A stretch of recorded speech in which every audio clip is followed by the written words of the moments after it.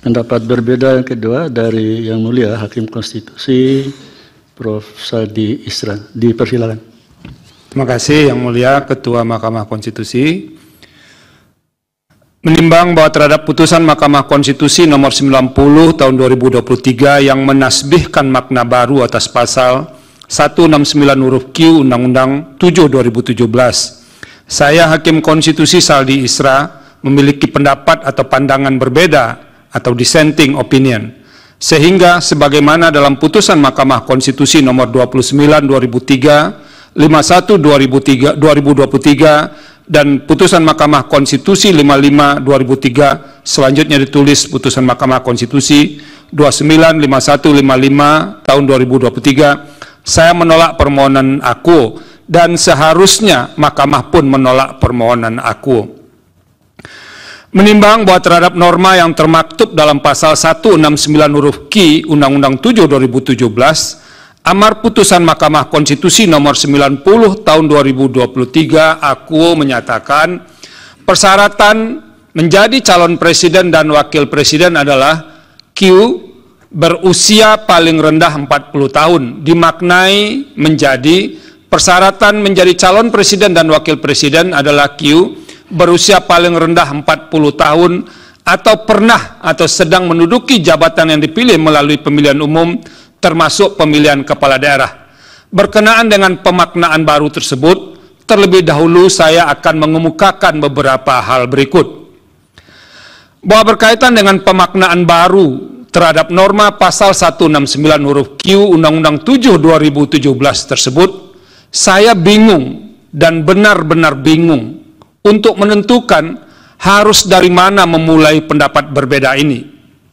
Sebab, sejak menapakkan kaki sebagai Hakim Konstitusi di gedung Mahkamah ini pada tanggal 11 April 2017, atau sekitar 6,5 tahun yang lalu, baru kali ini saya mengalami peristiwa aneh yang luar biasa dan dapat dikatakan jauh dari batas penalaran yang wajar. Mahkamah berubah pendirian dan sikapnya hanya dalam sekelebat.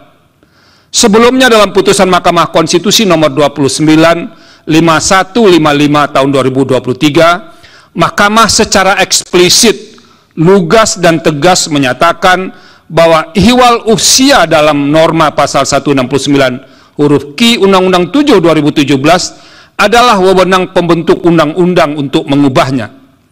Padahal sadar atau tidak, ketiga putusan tersebut menutup ruang adanya tindakan lain selain dilakukan oleh pembentuk undang-undang. Apakah Mahkamah pernah berubah pendirian? Pernah, tetapi tidak pernah terjadi secepat ini, di mana perubahan terjadi dalam hitungan hari. Perubahan demikian tidak hanya sekadar mengenyampingkan putusan sebelumnya, namun didasarkan pada argumentasi yang sangat kuat dan mendapatkan fakta-fakta yang berubah di tengah-tengah masyarakat. Pertanyaannya, fakta penting apa yang berubah di tengah masyarakat sehingga Mahkamah mengubah pendiriannya dari putusan Mahkamah Konstitusi nomor 29 5155 2023 dengan amar menolak sehingga berubah menjadi mengabulkan dalam putusan aku? Bahwa secara keseluruhan terdapat belasan permohonan untuk menguji batas usia calon presiden dan wakil presiden dalam norma pasal 169 huruf Q Undang-Undang 7 2017, di mana 3 perkara di atas, perkara 29, 51, 55, adalah permohonan atau perkara gelombang pertama.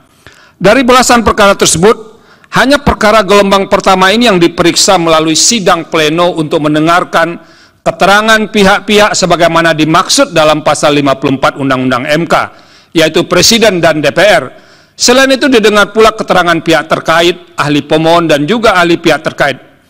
Ketika rapat permusyawaratan hakim atau RPH untuk memutus perkara nomor 295155 tahun 2023 pada tanggal 19 September 2023, RPH dihadiri oleh 8 hakim konstitusi, yaitu Hakim Konstitusi Saldi Isra, Hakim Konstitusi Arif Hidayat, Hakim Konstitusi Manahan MP Sitompul, Hakim Konstitusi Soehartoyo, Hakim Konstitusi Wahidudin Adams, Hakim Konstitusi Eni Nurbaningsih, Hakim Konstitusi Daniel Yusmik P. Foeh, dan Hakim Konstitusi M. Guntur Hamzah.